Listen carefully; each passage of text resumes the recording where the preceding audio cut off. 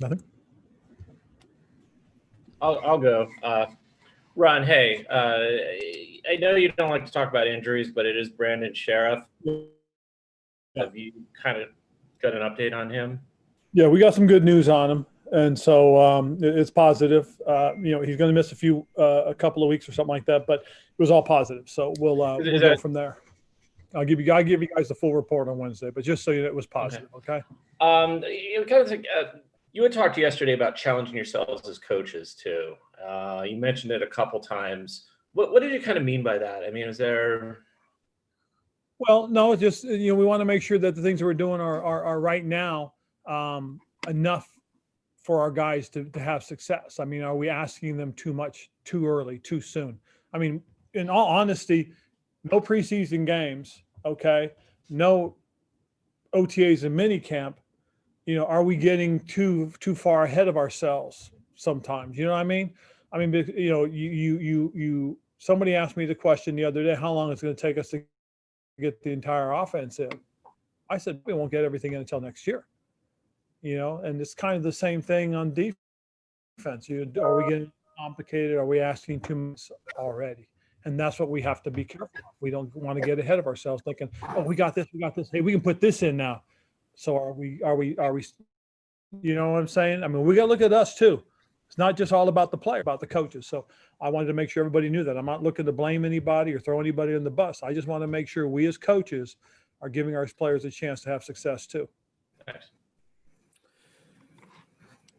Hey, Ron, it's Chris Russell here. I guess the question moving forward would be, with you admitting, young team and kind of building this thing out, how hard will it be for this coaching staff to be patient and to allow guys to grow and to make those mistakes and realize that they're either young guys or, like you said, there was no offseason and no preseason games. How hard will that be, do you think? It'll be hard because you want to progress as a coaching staff. You want to say, oh, we can do this. We have the ability to do this. We need to do this to help win.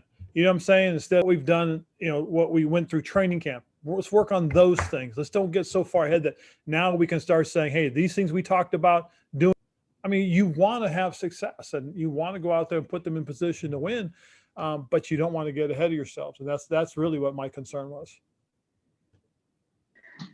Hey, Ron, are there any specific situations or specific players that you really feel like, or you've really noticed that you might be giving a little too much or trying to do too much that have stuck out in the first 2 weeks? Well, we're putting a lot on the quarterback. I will say that, but he did some good things yesterday. He made some good decisions. The last couple of drives he had, he really put in better position to have success earlier too as well. We got to do our job. There are some guys that you do expect a lot. I mean, Troy Apke's another young man that we put out there, and he's like Dwayne. He didn't play a lot his first year, and he really only had one real good year in college. So these are guys that are developing and learning, and we do have a lot on their shoulders right now. For Dwayne specifically, on it, there wasn't a lot of touch and feel on the throws, but he picked it up later, being a little more varied. Yep. Did you notice more of that same issue against Arizona? Yes. Yeah, we had a couple issues where we had really good matchups. We had running backs on linebackers. We had tight ends on safeties, and we missed those throws. That's what you're looking for when you get those types of opportunities, be able to lay that ball right over the top of the shoulder, to create those big plays. And we missed a couple of those.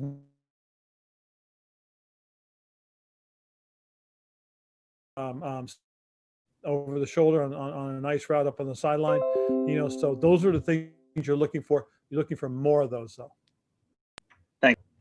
Yep. I don't think Sam's on, so John. Okay. Hey, Ron, kind of following along the theme with those running backs, McKissick and Gibson haven't been as involved catching the ball. Are you a little bit surprised it's developed that way, and what kind of things can be done to maybe get them a few more, I guess, receptions? Well, part of it is also quarterback decision making as far as whether the ball is getting to receivers, the running back's hands or not.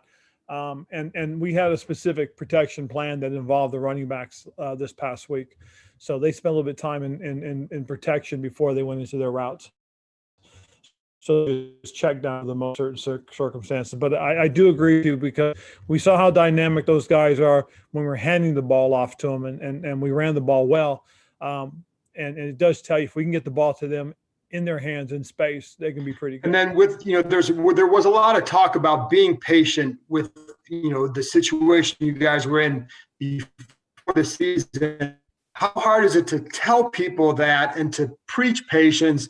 And then once you're getting in the middle of it, to stick with. It's hard because you want to have success. I mean, we wanted to win that football game. We went there to win, and it was disappointing because we had opportunities. We get the ball in the red zone and we turn it over. We got them backed up and they punt and we turn it over. So when you see those things happen, that's the disappointment in it.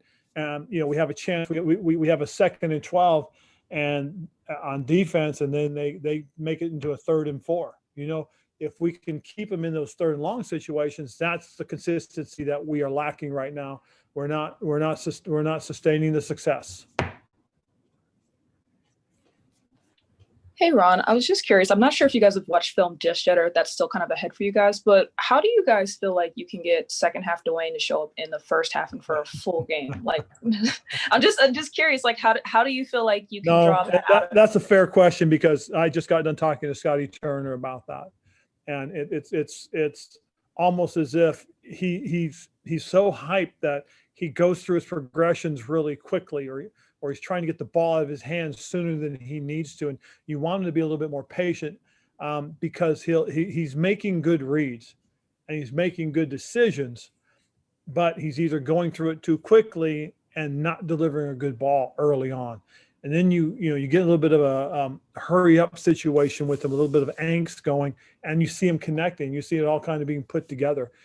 That's the guy, I agree with you, that we want to see when we start the game. And I don't know, it's a good question, and it's something Scotty and I were talking about, and we'll continue to talk today. We've had an opportunity to watch the tape. We haven't an opportunity to watch the tape with the players yet.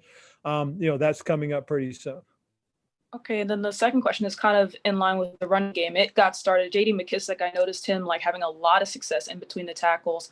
Antonio Gibson as well too. How do you guys draw up the running game a little bit sooner as well too, so that maybe there's a little bit less pressure on Dwayne? Well, agree. And unfortunately, what happened though too was when we had some success, we went to the play action, and unfortunately, those 2 play action plays resulted in negative plays for us on the offensive side. So we've got to put that part of the game together, because when we are running successfully, our play action game should be much better.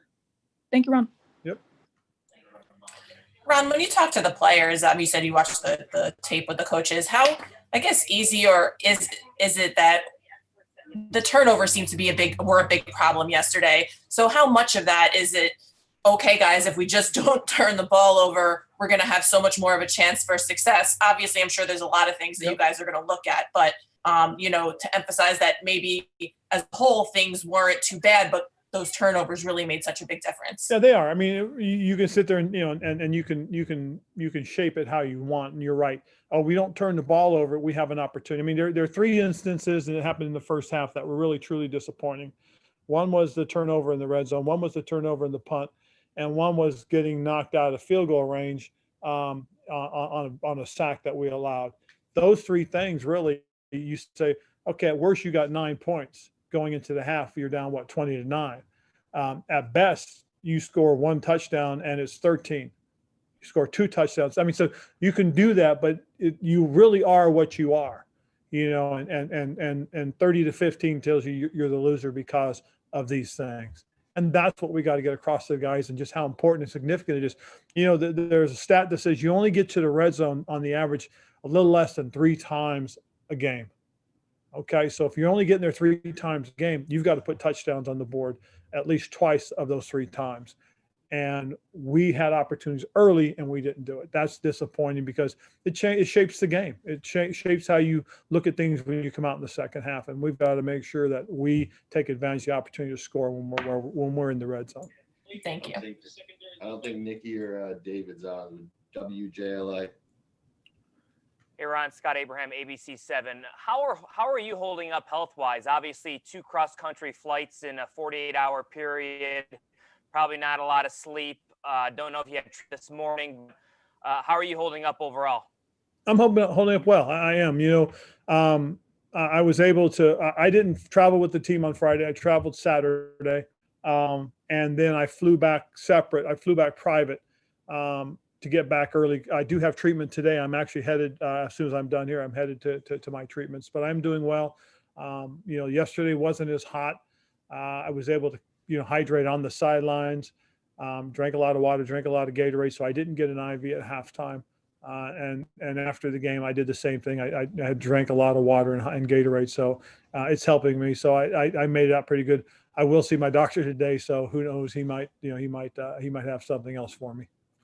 And a quick follow-up, Ron. Obviously, you know your body better than everybody. Are you getting into a routine in a sense, knowing these last couple of weeks what works for you, what doesn't work? Can you kind of give more detail into that? Yeah, I am. I've kind of learned and understood, how it goes. I take a break early in the morning at some point, and then I take a break after practice some point, just about 30 minutes to just kind of rest and close my eyes, hydrating, and again following up with Gatorade and stuff like that. Take 3 more, guys. Hey, Ron, just kind of following up on it again. Just are you flying private just to limit kind of your exposure to everyone else, or what was kind of the thinking about that? Both, but the private part of it is really more so. The reason is, the doctors felt if I didn't spend 2 days, in Arizona, it'd be better off for me. So that was the thing. Plus, I had gotten a treatment that morning too, so I was a little bit out of it. Okay. And then flying private on the way home, I was able to lay back. They had set up a place for me to lay down, and I actually slept the whole way back. So I was fortunate on that. And then when Dwayne misses high, there are a couple of throws, I think one in the back of the end zone to Logan Thomas. Just what are you seeing are the issues? He speeds up. He speeds up. He gets so fired. He sees it so quickly. He speeds up, and he doesn't go through his normal, plant and drive into it. He's so quick. He's got his weight back a little bit, and he just lets it go, as opposed to, hey, I'm there, I'm tall, and I can drive step. He doesn't, because he gets so he does. He sees it. It's there. I got it, and then bam, he's a little bit high. Again, maintain your composure, go through your motion, and deliver a good ball. And you see that as he gets comfortable and more comfortable in the second half. But early on, it cost him on a couple of throws. I mean, again, he made good decisions. It's just a matter of delivering the ball where it needs to be. 2 more. Hey, Ron, Ben Stanek with The Athletic. I wanted to circle back to your comments about why you didn't call the timeouts at the end of the game, looking for player to sort of player health and kind of focus on that. I don't know if I've heard a coach be that candid about that response. I'm just curious, is this something you have done previously, or did the fact Ben, I've done it in the past, and I tell people this all the time. I make the decisions that I think are best for the team based on what I'm getting, the information, what I'm seeing, how the game's progressing, what's happening on the sideline. And, we had just lost, one of our best players. And so I'm concerned about that. So now we go into a situation like that. That's the decision I made. It reminds me of what Ernest Hemingway said. There's those that will go in the ring and fight the bulls, and there's those that will write about it. And because I'm in the middle of it, I'll make those decisions. Gotcha. And just, I was going to ask, because obviously we have no preseason games, and yesterday there were so many injuries around the league, even before. See, Ben, that's a great point right there, because one of the questions I'm going to ask, I'm trying to find out is, in the preseason, where's the spike in injuries? Is it preseason game 2 or preseason game 3? Because think about this. We've gone all through training camp and we didn't play any preseason games. So we're asking these players to go from 0 to 60, to play at such a high intense level so quickly.